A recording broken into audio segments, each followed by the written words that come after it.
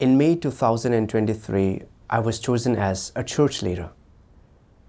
Thinking about how being a leader means being responsible for all aspects of the work, and that I'd never been a leader before and was unfamiliar with various work, I wondered how much effort it would take to do the job well, and what kind of a price I'd have to pay. I thought about making an excuse to decline the role. But the brothers and sisters had chosen me, and it would be too unreasonable to find excuses and refuse. With this in mind, I didn't say anything further. I saw that the sister I was cooperating with, Chen, had been a leader for many years and was familiar with all aspects of the work. So I would ask Chen whenever I had questions, and she would tell me how to handle things. I felt very lucky to have her help. Previously, when I did single task work, I was the main force and had to worry about everything myself. But now that Chen was cooperating with me, she handled and resolved the difficult and tricky problems. So I just needed to follow her lead and assist her. Although the workload was considerable, I didn't feel that it was too difficult with Chen around. Chen was responsible for more work than I was, and sometimes I saw that she was overwhelmed, and I think, since I'm not familiar with the work Chen is responsible for, I can't help her. And anyway, she's been a leader for a long time, so those who can do more work should do more.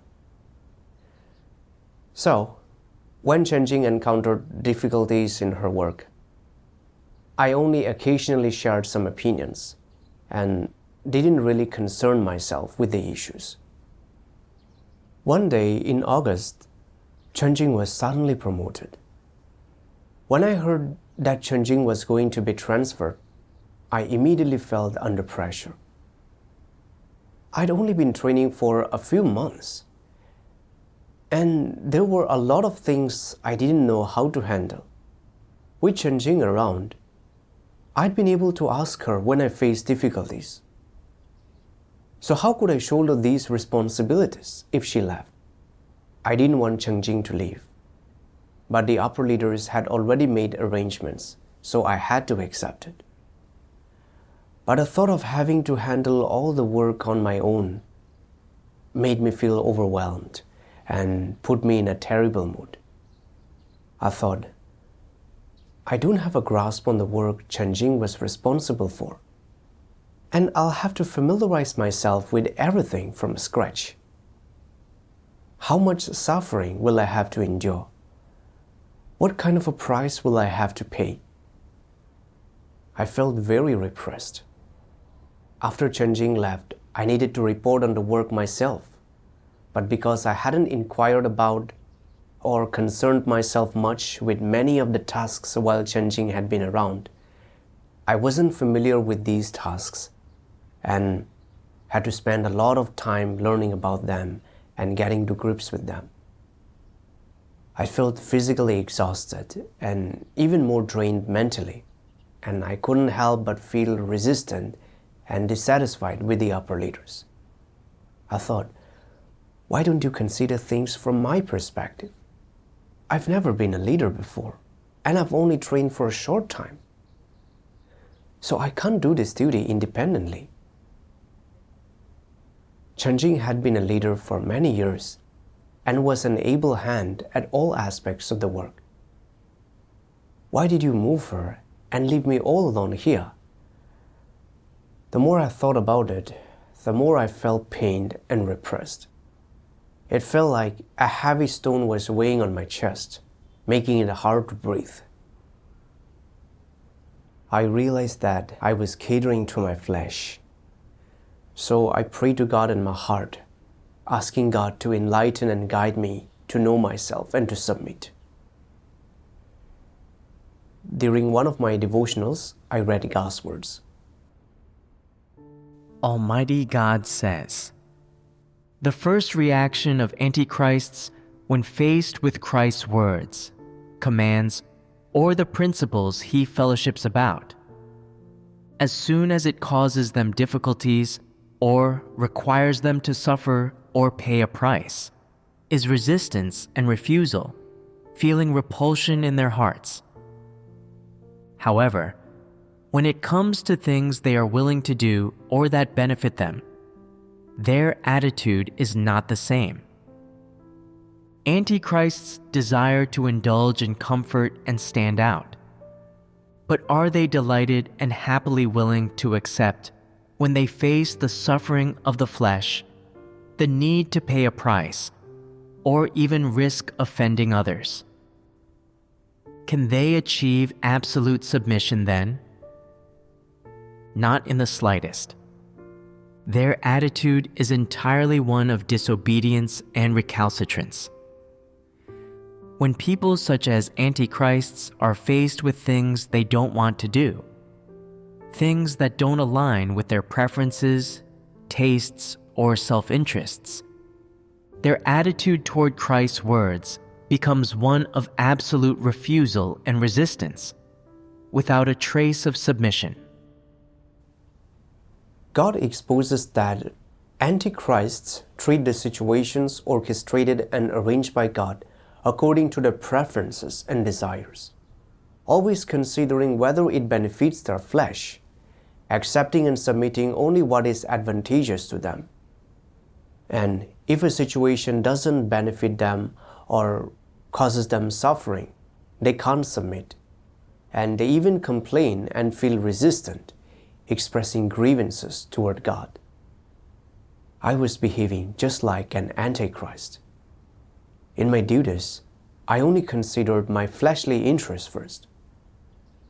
When cooperating with Chen, she handled and resolved all difficulties, so I didn't have to expend too much effort, and I was able to accept and submit. After Chen was promoted and I had to handle the church's work alone, I had to actually suffer and pay a price in all aspects of the work, and so I couldn't submit. I didn't want Chen to leave and complained that the leaders didn't sympathize with my difficulties. Although I seemed to be busy with my duties, my heart was filled with resistance and complaints, and I always felt that the pressure of doing this duty was too great. Reflecting on how the upper leaders moved Chen based on the needs of the church's work, I realized that this arrangement was in line with the principles. But I was resistant and dissatisfied. This was not submission to the truth and resistance to God. Then I thought about how I'd been doing my leadership duties for over 3 months, but that I still couldn't grasp the work required of a church leader. Let alone the work Chen was responsible for, I only partially understood the work I was responsible for. Over those past few months, I'd been living in a state of indulging in comfort and muddling through, without much understanding. I read God's words regarding my state.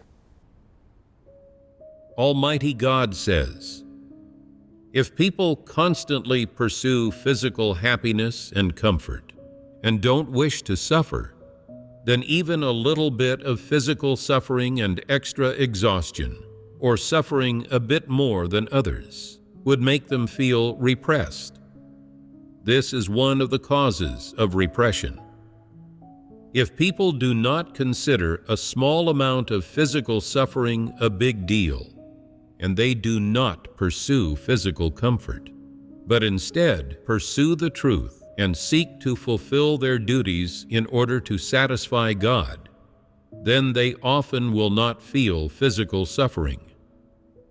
Even if they sometimes feel a bit busy, tired, or worn out, after they get some sleep and wake up feeling reinvigorated, they will continue with their work. Their focus will be on their duties and their work. They won't consider a bit of physical fatigue a significant issue. However, when a problem arises in people's thinking and they constantly pursue physical comfort. Any time that their physical bodies are slightly wronged or cannot find satisfaction, certain negative emotions will arise within them. No matter what work is given to them, whether it be important or ordinary, difficult or simple, they are always perfunctory and slippery and slacking off. When problems arise, they try to push responsibility for them onto other people, taking no responsibility, and they wish to keep living their parasitic lives. Are they not useless trash? In society, who does not have to depend on themselves to make a living? Once a person becomes an adult, they must provide for themselves. Their parents have fulfilled their responsibility. Even if their parents were willing to support them, they would be uneasy with it. They ought to be able to realize that their parents have finished their mission of raising them, and that they are an able-bodied adult and should be able to live independently. Is this not the minimum reason that an adult ought to have? If someone truly has reason, they could not possibly continue mooching off their parents.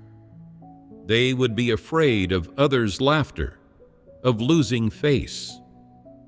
So, does one who loves ease and hates work have reason? They always want something for nothing. They want to never fulfill any responsibility, wishing sweets would just fall from the sky and drop into their mouths.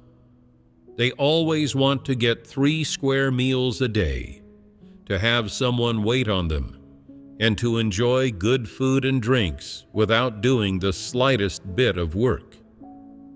Is this not the mindset of a parasite?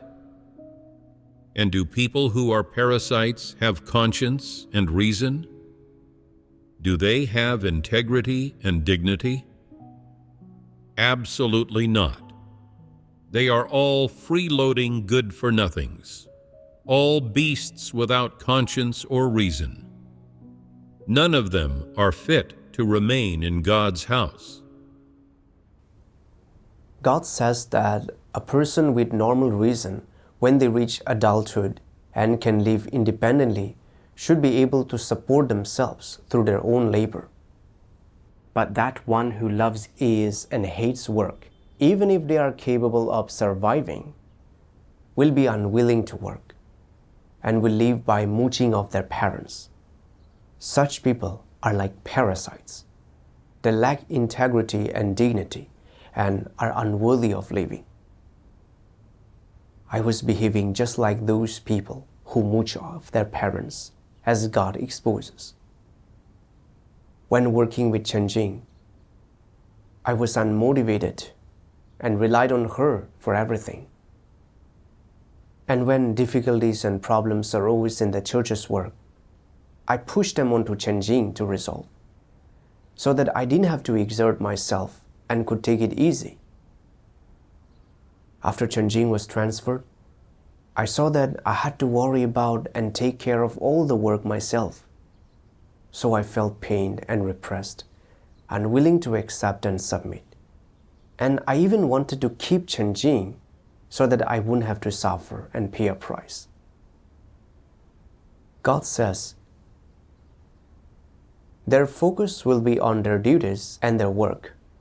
They won't consider a bit of physical fatigue a significant issue.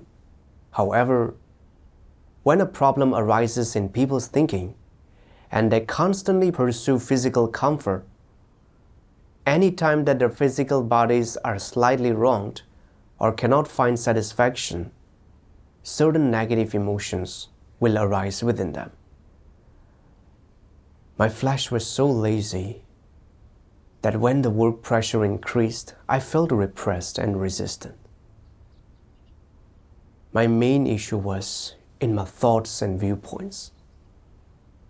Satan's indoctrinating ideas of life is short, So enjoy it while you can, and treat yourself well while you're alive, controlled me, making me very selfish and lazy, only wanting to indulge the flesh, rely on others, and enjoy the fruits of their labor. I didn't want to endure any hardship myself, and just wanted to live as a parasite or a freeloader who mooches off their parents, believing that living like this was comfortable. Over the past few months, my flesh had been at ease, but I hadn't made any progress in my duty, and I'd gained very little truth. As a leader, I should have been shouldering all the work with my partner, but I had been lazy, indulging in fleshly comfort, and contributing little to my duty. And I hadn't even been laboring in a way that was up to standard. I thought about how freeloaders who mooch off their parents in the secular world indulge the flesh, but live without integrity and dignity, and are looked down upon by everyone. And their parents also feel ashamed of having such children. If I didn't change this lazy, parasitic mindset, I would surely be disgusted and detested by God, eliminated from the ranks of those doing their duties, and lose the chance to be saved. Seeing how serious the consequences are when living by Satan's thoughts and views, I wanted to rely on God to change my state in which I did my duty. Later, I read God's words and gained a path of practice. Almighty God says, if you are a person with resolve, if you can treat the responsibilities and obligations that people should bear, the things that people with normal humanity must achieve, and those things that adults must accomplish as the aims and goals of your pursuit, and if you can shoulder your responsibilities, then no matter what price you pay and what pain you endure, you will not complain. And as long as you recognize it as God's requirements and intentions, you will be able to endure any suffering and fulfill your duty. At that time, your state of mind will be different. In your heart, you will feel peace and stability and experience enjoyment. You see, if people can do their duties normally, shoulder God's commission, and embark on the correct path in life, within their hearts, they feel peace and joy and experience stability and enjoyment. If they can furthermore pursue the truth and reach the point where they act according to the principles and do their duties well, they will have undergone some changes. Such people are those who possess conscience and reason. They are upright people who can overcome any difficulty and shoulder any task. They are the good soldiers of Christ. They have gone through training, and no difficulty can defeat them. Tell me, is it good to conduct oneself this way? Such people have resolve. No matter what difficulties they encounter, they can fulfill their responsibilities. God's words pointed out a path of practice to me. As an adult with conscience and reason, no matter what difficulties arise in work, one should bear the pressure and shoulder the work. Only those who do their duties well as created beings are upright and proper individuals. I thought about how when God commanded Noah to build the ark, Noah had never even seen what the ark looked like. And he faced unprecedented difficulties, but he didn't think about how much suffering he would endure or the price he would have to pay. And he was only focused on how to complete the commission God had given him. At that time, there were no advanced machines, and Noah had to find wood, cut down trees, and turn them into shipbuilding materials. And none of these steps were as simple or easy as we might imagine. But in Noah's mind, there was only one thought, which was to build the ark as quickly as he could according to God's specifications. Comparing Noah's character to my own, I felt ashamed. God had spoken very clearly on all of the principles involved in this duty of mine. If there were uncertainties, I could seek guidance from the upper leaders. And there was much professional knowledge to refer to and learn from. As long as I expended more time and effort, I could do my duty well. In doing the duty of a leader, I should have been doing the various work. But my laziness and lack of motivation led me to be indifferent to the work Chen Jing was responsible for, and I didn't get involved in it. But now that Chen Jing had been transferred, I was forced to develop a sense of burden to follow up on the work and solve problems, which would help and promote my practice of truth and entry into principles. If Chen Jing hadn't been transferred, I would still be living in a state of relying on others, and I wouldn't have made much progress, nor would I have come to independently think about and solve problems. Understanding God's intention a bit more alleviated much of my repressive emotions. One day in September, upon learning that several brothers and sisters had been arrested by the CCP at the same time, I felt instantly overwhelmed, thinking, in the past, Chen Jing was the one who always handled the aftermath of arrests in the church. But now, I'll have to handle the aftermath myself. And I'll also need to fellowship the truth and resolve the states of brothers and sisters living in fear. I'll have to put in so much effort and pay such a price. This is going to be such a pain. It'd be so much better if Chen Jing hadn't left. Then I wouldn't have to struggle with this. When I thought this way, I realized that I was once again living in a state of catering to the flesh. So I silently prayed to God. I thought about the arrests of the brothers and sisters, and that God's intention was for me to handle the aftermath properly as quickly as possible to protect the safety of the books of God's words and the brothers and sisters, and to support and help the negative and weak brothers and sisters. Although it might be physically tiring, this silent situation was a test for me, and it could train my ability to handle matters myself. With this in mind, I quickly discussed and arranged matters with the brothers and sisters, inquired if the books of God's words were safe, promptly arranged for the relocation of those at risk, and sought guidance from the upper leaders when there were any uncertainties. The aftermath was handled quickly, and the church's interests didn't suffer significant losses. Later, when the church faced arrests again, I knew how to handle it. This reassignment of my partner's duty revealed my nature of indulging in comfort, and it also showed me just how heavily I had been relying on others. Without going through such a situation, I wouldn't have made any progress by now. My current understanding and gains are as a result of God's words. Thank God.